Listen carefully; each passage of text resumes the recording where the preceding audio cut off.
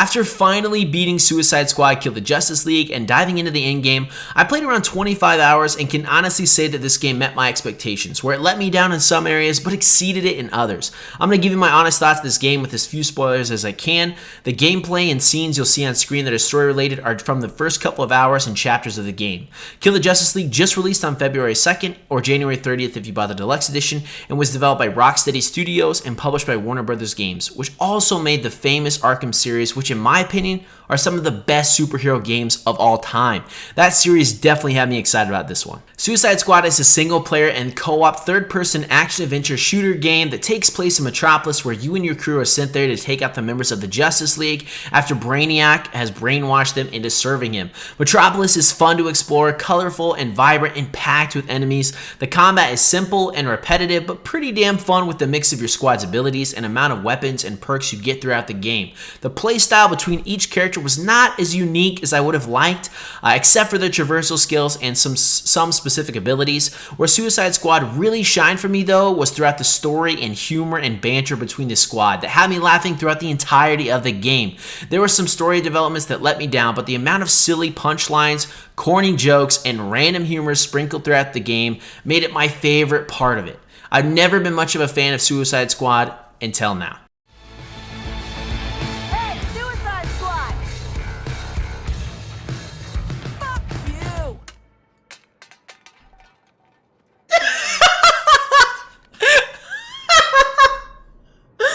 Oh my god! The gameplay is relatively simple and easy to understand even if you bounce between all the characters. You've got two weapons you can switch between for each character that vary from a shotgun, SMG, pistol, sniper rifle, assault rifle, and a heavy weapon. Each squad member also has a melee weapon that fits their playstyle, such as Deadshot with his wrist cannons or Harley Quinn and a bat. They also have what's called a Suicide Strike, which is a fun, flashy attack that's specific to that character, a personal ultimate type ability, and a squad ultimate you unlock later on. The weapons are fun to use and give a slightly different variation of gameplay that I enjoyed, and some of the perks you'll see later on can make them feel very unique and adds a little bit more depth. As you deal damage to enemies with any type of ability or weapon, you'll build combo points that will play into each character's skill trees. These combo points can help your character do more damage, generate shields, or give your character the ability to do a certain action or proc a passive ability specific to that squad member. Throughout the game, you'll meet certain support characters which will help you unlock methods of purchasing guns, adjusting the perks on them, and even adding elements that are called afflictions to add to your melee weapons and grenades that can cause targets to burn, freeze, and a couple of other options. These are pretty damn fun to bring into the gameplay and even help to create fun builds that play around using these along with your talents, weapons, and specific gear to build one badass character or a squad. This plays a much bigger role as you progress throughout the game and get to endgame, which I'll touch more on in a bit. The playstyles of each character vary depending on what gun you're using and traversal, but uses the same controls for everything. The traversal between each character was unique and one of my favorite things in this game. Whether I was King Shark leaping from buildings and crashing down on enemies to Deadshot, flying around on my jetpack and shooting Brainiac forces with my wrist cannons, it was awesome. Another feature that is great and something that makes the game more enjoyable is it's completely co-op, meaning you can play with 3 friends or matchmake to find people to complete missions and gear up. I spent a majority of my time solo and loved it, so I can't speak a lot on it, but from what I played, it seemed seamless and a lot more enjoyable way to complete the end game. While trying not to spoil anything, the story was a funny mixture of chaos and laughter that took a lot of turns I never expected, and takes about 10 to 12 hours if you focus primarily on it. The tone is set when Waller kind of traps you, the Suicide Squad, into putting bombs into one another, and of course they fell for it. You're then set to stop Brainiac, his army, and along with that the Justice League.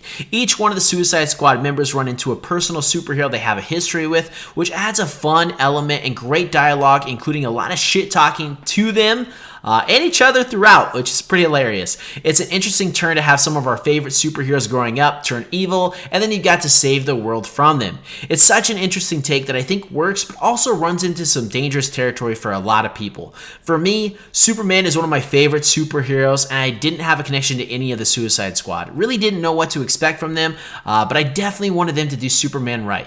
What I can say, without spoiling anything, that a majority of the fights with the Justice League that happened, I enjoyed, and I think that were executed relatively well, but a little lackluster. I think they missed the mark for one of them specifically, and I won't spoil it for you guys, that left me pretty disappointed.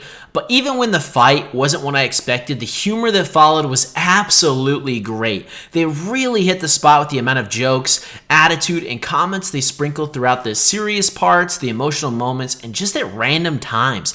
I haven't laughed so consistently throughout a story in a hot minute. The story, because of the humor, was the highlight of the game for me. In terms of extra content and side missions, most of them have to do with helping your support squad complete mini objectives ranging from protecting civilians, destroying something, or killing a certain amount of enemies. Each one of these usually has a unique requirement that you have to fulfill to complete it, such as only being able to do damage with afflictions, or critical shots that offer a unique element that gives a little variety between each mission. They all feel very much the same though. Regardless of the elements, it can feel mindless at times. It's fun being able to go in, blow shit up, run around, and listen to the banter from the characters, but it can also get boring rather quickly. There's also little Riddler clues and races you can find throughout the world that will unlock more cosmetics for each character. I think they did a pretty good job with the basic customization that was offered, but honestly was hoping for a little bit more. With this being more of a live service game with multiple seasons, I could see this developing further, and I do wish that I could customize weapons. Kill the Justice League does have an endgame that has multiple layers of difficulty that get harder as you continue to dive further. The higher the difficulty, the better the loot, and the more attention you need to put into your build, i.e. talents, mods, and weapons. Without spoiling too much, the endgame is repetitive as in any grindy looter shooter game, but has a lot of promise. You can increase in difficulty, find new villain, weapon, and bonuses, and to deal with boss battles and enemies that are similar to the story, but with some added elements. You can even level each squad member to max level, or try out new builds, unlock all the customizations, and just have fun with friends. Back to the seasons though, which is going to be a big part of the endgame. They plan to release 4 seasons, each one adding in new weapons, areas to explore, expanding on the story, and new boss fights, and, my favorite part, new characters to play and more. With the first season releasing in March and the fact you get to play as the Joker, I'm very much looking forward to it, and hopefully they add some more diversity with the side content. I think the endgame and seasons is where this game can really shine, and I see a lot of hope moving forward for the people that enjoy this game. Like me. I played this on my PC and through Steam, and I can honestly say that the game looked and performed great. All while on max graphics, didn't matter if it was on my solid state drive or my hard disk drive, which I can't say for many games nowadays. I never had any issues with combat or FPS drops throughout the game, besides one where I just had to restart a brief side mission due to some enemies not showing up at all. My biggest and really only complaint in terms of issues on launch was the audio. There are points where the dialogue was not being synced with characters in some cutscenes. All I had to do was fully exit the game and come back in, but I would either have to restart the mission or cutscene or just deal with it. It definitely hindered certain experiences throughout the game and a couple of big moments, unfortunately, but it didn't happen often. This game looks good. It's vibrant as hell. Absolutely gorgeous colors in Metropolis between the weapons, the gunplay, and the abilities. The main characters, the bosses, and even the supporting characters all looked great, and you could definitely tell the effort and care the developers put into the game. In terms of accessibility, Suicide Squad did a good job. Has quite a bit of visual and audio settings, including motion blur, camera recentering, colorblind modes, remapping of control, sensitivity options depending on weapons, and text-to-speech. Also offers access to closed captions, even allowing you to change the color and size of them, which is nice and something you don't see as often as you should in games. Great guidance throughout missions, replayable tutorials, codex for any extra information you want about lore, characters, mechanics, and so on. It has different difficulty options ranging from easy, which is called walk in the park, normal, or best pay attention, hard, and so on. That gives extra XP, resources, and difficulty the higher you go, but allows people to play in whatever they prefer. It's great for new players to these games or for veterans that want a challenge. I also played a mixture of controller and mouse and keyboard. Both were smooth, but I 100% preferred controller. I think it's meant to be played on that, but I think if you prefer one over the other, it'll definitely work in this game. Suicide Squad also has cross-play, which is fantastic, especially for a co-op game, which some games don't actually offer, and cross-progression at launch, which is amazing. Overall, I give Kill the Justice League a 7 out of 10. It was worth the money for me and the time I put into it. The gameplay was fun, but not addictive. The story was good, but not exceptional. And I think the big plot points didn't hit as hard, but I think the humor and the shit talking among the squad made it worth it for me. I think the side content lacked some depth and variety that I was hoping for. Really liked the traversal and open world of Metropolis, and loved the perks on the guns and mods that added depth to the game that made it worth grinding for. In-game is very repetitive, but also has a lot of potential and something that could be very fun to grind out with friends or solo in the future with the upcoming seasons.